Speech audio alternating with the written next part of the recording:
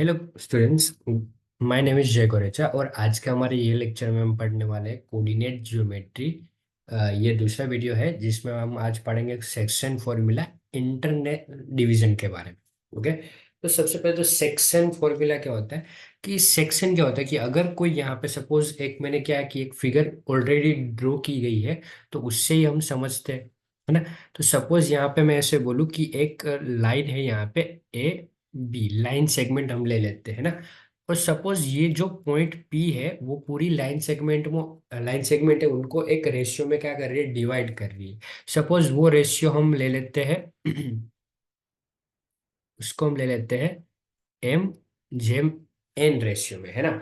और यहाँ पे मैंने क्या ऑलरेडी जो परपेंडिकुलर ड्रॉ किए गए हैं उसके रीजन ये है कि परपेंडिकुलर की हेल्प हमको लगेगी ये सम सोल्व करने के लिए, फॉर्मूला प्रूव करने के लिए, है ना। तो सपोज मैं ऐसा बोल रहा हूँ कि जो ए है उसके जो दो कोऑर्डिनेट हम ले रहे हैं वो होगा x1 y1 ले लेते हैं ना। इसको हम x1 y1 ले लेते हैं। जो बी के कोऑर्डिनेट हो गए वो उसको हम x2 y2 ले लेते हैं। और जो पी के जो कोऑर्डिनेट है वो हमारे लिए क्या बनेंगे, x और y ले लेते हैं, है ना। दो कोऑर्डिनेट x और y। अब आप देख सकते हो यहाँ पे कि जो ये परपेंडिकुलर ड्रॉप मैंने ड्रॉ किए हैं एक्स एक्सिस और जो लाइन है उस पे, है ना। तो सपोज यहाँ पे भी हम नेम दे देते हैं, इसको हम दे देते हैं एन, इसको हम दे देते हैं एम और इसको हम दे देते हैं एल, है ना। और अगर मैं यहाँ पे भी दे देते नाम ताकि ये बनेगा सी, ये बन जाएगा डी। ओके, इसकी हमको जरूरत है इसीलिए। अब देखो फिनोमिना ये है कि जो दो परपेंडिकुलर ड्रॉप है वो क्या होते हैं, एक दूसरे से पैरेलल होते हैं, है ना। तो अगर मैं ऐसा बोलूँ यहाँ पे कि ये दोनों जो परपेंडिकुलर लाइन है वो भी क्या होगी, एक दूसरे से पैरेलल होगी कि नहीं। तो अगर ये जो ड्रॉप है वो हमारे पैरेलल है तो जो हमारा लाइन सेगमेंट है ए बी वो क्या बनेगा, ट्रांसवर्सल बन जाएगा, है ना। और सबसे पहले यहाँ पे 90 डिग्री सब में बनी रहे क्योंकि परपेंडिकुलर ड्रॉप हमने ड्रॉ किए, है ना। और ये ट्रांसवर्सल होने के कारण ये भी इक्वल आएंगे। Okay, as per the parallel line transversal rule. Okay. अब देखो हमको करना क्या है कि हमको जो इतने सारे राइट एंगल ट्रायंगल बन रहे हैं उसमें वो ट्रायंगल क्या प्रूव करेंगे, सबसे पहले तो सिमिलर प्रूव करेंगे। तो हमको दिख ही रहा है कि जो दो अगर एंगल सेम आ जाए ट्रायंगल में तो बाय ए ए सिमिलैरिटी हम क्या बोल सकते हैं कि दोनों जो ट्रायंगल है वो क्या है, सिमिलर है। तो यहाँ पे आप फिगर में देख सकते हो कि जो ये ट्रायंगल बीडीपी है और बीपीडीपी ले सकते हो, कोई दिक्कत नहीं आपको अपने हिसाब से। और दूसरा जो ट्रायंगल हम ले रहे हैं वो ये वाला ले रहे हैं, ये दोनों ट्रायंगल हम कंसीडर करेंगे। दूसरा ट्रायंगल वो है पी सी ए, है ना। वो क्या है, सिमिलर है बाय ए ए सिमिलैरिटी, है ना। तो वो दो ट्रायंगल अगर क्या आ गए, सिमिलर आ गए, यहाँ पे लिख लेते हैं बी डी पी सिमिलर है किससे, ट्रायंगल पी सी ए से, है कि नहीं है। तो अब अगर ट्रायंगल सिमिलर है तो क्या होगा, उनका रेशियो क्या आ जाएगा, इक्वल आ जाएगा, है ना। अब अगर मैं दो ट्रायंगल की बात करूं तो हमारे पास देखो ऑलरेडी हाइपोटेनियस दिया गया है ना, हाइपोटेनियस ये सपोज है, मैं इसको हम एम ले लेते हैं। तो अगर दोनों का रेशियो ले ले तो एक रेशियो हमारे पास है ही एम अपॉन एन, है कि नहीं है। अब अगर एक दूसरा रेशियो हम फाइंड कर लेंगे तो उससे क्या हमारे पास फॉर्मूला बन जाएगा, है कि नहीं। तो दूसरा रेशियो हम किसका लेंगे, सपोज पी डी ले लेते हैं, है ना। और एसी ले लेते तो दूसरा रेशियो बनेगा एसी अपॉन पीडी बन जाएगा, है कि नहीं है। अब देखो हमको ये दोनों की वैल्यू फाइंड करनी बहुत इंपॉर्टेंट है और वो कैसे करेंगे वो हम यहाँ पे देखेंगे। सपोज ये देखो अ, जो डिस्टेंस होता है वो क्या होता है, सपोज यहाँ तक का डिस्टेंस है x1।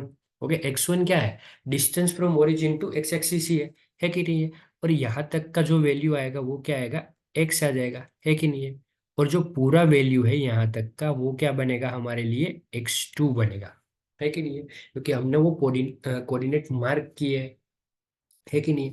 तो सपोज अब मुझे एसी फाइंड करना है तो मैं क्या करूंगा, जो ये पूरा एक्स है उसमें से मैं अगर इतना पार्ट निकाल दूं तो मेरे लिए क्या बच जाएगा, एसी बन जाएगा। तो वैल्यू ऑफ एसी हमारे लिए क्या बनेगी, वैल्यू ऑफ एसी हमारे लिए बनेगी कि एक्स में से अगर मैं x1 जितना निकाल दूं तो मुझे एसी मिल जाएगा। सिमिलरली कि अगर मुझे फाइंड करना है पीडी, तो पीडी इतना सा है, देखो इतना सा, तो पूरा x2 है, उसमें से अगर मैं x को रिमूव कर दूं, इतना पार्ट रिमूव कर दूं पूरा, तो मुझे क्या मिल जाएगा, पीडी मिल जाएगा। तो पीडी की वैल्यू क्या आएगी, x2 माइनस एक्स कर देंगे, है ना। तो अब यही वैल्यू में रेशियो में अगर पुट कर देते हैं ना, तो देखो रेशियो हमारा क्या है कि m अपॉन n दिया गया है। अगर एसी की जगह पे मैं x माइनस x1 की वैल्यू पुट करूं, और पीडी की जगह पे हम x2 माइनस एक्स पुट करेंगे। नाउ अब क्या करेंगे, हम अब करेंगे क्रॉस मल्टीप्लिकेशन, है ना। क्या करेंगे, क्रॉस मल्टीप्लिकेशन। तो ये बनेगा mx2 minus m x is equal to n x minus n x one. अब क्या करेंगे, देखो अब हमको दिख रहा है कि जो m, अब हमको क्या दिख रहा है कि जो दोनों m और n वाले हैं उनको हम एक साथ कर देंगे, है ना। तो उससे क्या हो जाएगा, हमारा फॉर्मूला आ जाएगा। तो सपोज यहाँ पे माइनस एम एक्स है, उसको हम राइट साइड पे अगर ट्रांसपोज करें तो वो पॉजिटिव हो जाएगा। Similarly n minus n x one है, उसको भी हम अगर लेफ्ट साइड ट्रांसपोज करें तो क्या हो जाएगा, पॉजिटिव हो जाएगा, है ना। तो देखो ये फॉर्मूला इस प्रकार से बनेगा कि m x two plus n x one is equal to क्या बनेगा, n x plus m x. अब मैं क्या कर रहा हूँ कि इन दोनों में से सपोज हम एक्स को क्या ले रहे, कॉमन ले लेते हैं, है ना। तो क्या बनेगा, mx2 plus n x one equal to, अगर x कॉमन निकाल लिया तो m प्लस एन बन जाएगा, है ना। अब अगर वैल्यू ऑफ x हमको फाइंड करनी है, तो मैं जो ये यहाँ पे मल्टीप्लाई में वो किस साइड आ जाएगा, डिवाइड में आ जाएगा। तो वो क्या बनेगा, m x two upon n x one upon m plus n बन जाएगा, है ना। ये है हमारा सेक्शन का फॉर्मूला एक्स पॉइंट फाइंड करने के लिए, जो पी का यहाँ पे दिया गया है। ओके, और सिमिलरली अगर हम कैलकुलेट करें तो y का फॉर्मूला हमारे लिए क्या आएगा, my2 plus ny1 upon m plus n। ये जो p पॉइंट है उनके दो कोऑर्डिनेट है, वो सपोज m और n के रेशियो में अगर डिवाइड कर रहे हैं लाइन सेगमेंट में, तो उनके कोऑर्डिनेट्स फाइंड करने का ये फॉर्मूला है, सेक्शन फॉर्मूला, है ना। तो ये वीडियो में हमने यही देखा, इंटरनल डिवीजन। अब नेक्स्ट वीडियो में हम क्या देखेंगे, एक्सटर्नल डिवीजन के बारे में पढ़ेंगे। Okay, bye bye, have a good night, please like and subscribe.